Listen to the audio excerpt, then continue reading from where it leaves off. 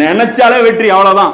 நம்ம அட்டன் பண்ணுறோம், ஜெயிக்கிறோம், தோக்குறோம், அதெல்லாம் ரெண்டாவது பட்சம். கிலாபத்து கொண்டு வருவீங்களா தெரியாது. ஆனால் எங்கள் இறைவனால் கொடுக்கப்பட்ட பணி, இதற்காக நம்முடைய பாடுபடுதல் இருக்கும், அவ்வளோதான். இதனால் நம்முடைய விளைவு என்ன தெரியாது. நம்முடைய விளைவு இப்போ எல்லாருடைய விளைவு என்ன? சரி நாங்கள் செத்துருவோம், நீங்கள் என்ன இருப்பீங்க? எல்லாரும் ஜாவத்தான் போகிறீங்க. அப்போ யார் சரி என்ன முன்னாடி ஒரு 2 நாள் முன்னாடி யாரையோ கொல்ல முடியுமா? யாரையுமே கொல்ல முடியாது. அப்போது எல்லாமே நிர்ணயம் படி தான் மவுத்து பொறுத்த வரைக்கும் நடக்கும். ஸோ அதனால் ஒன்றும் கிடையாது. இப்போ என்ன பண்ணுறாங்க, ஈசா நபி மரணிச்சதுக்கப்புறம் அந்த குழுக்கள் சில பேர் என்ன பண்ணுறாங்க, சரி மசியை வச்சு கோத்து உள்ளான்னு பார்த்தோம், மசி இப்படி காலவாரிக்கு போயிட்டாரு, அவர் மசியா இல்லையாங்கிறது டவுட் ஆகி போச்சு.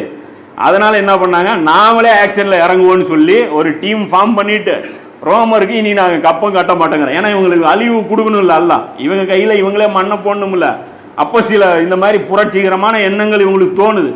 தோணின உடனே அல்லா ரோமர்களை அனுப்புன உடனே சும்மா அடி செம்ம பிரிச்சு அந்த செங்கல், அதான் சொல்றாரு, ஒரு கல்லு மேல இன்னொரு கல் இருக்காங்க அவங்க வீடு. ஈசா நபி சொல்றாரு 2 கல்லு கூட சேர்ந்து விழுவாது அப்படிங்கிற, தனித்தனியா பிரிச்சிருவாங்க அப்படின்னு.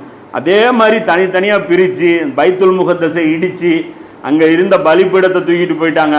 என்ன அவங்க வச்சிருந்த நினைவு சின்னங்கள் எல்லாத்தையும் தூக்கிட்டு போயிட்டாங்க. தூக்கிட்டு அதுக்கப்புறம் தான் அவங்க சொல்றாங்க, இனி ஜென்மத்துக்கு இங்க நீங்க வரக்கூடாது. எங்க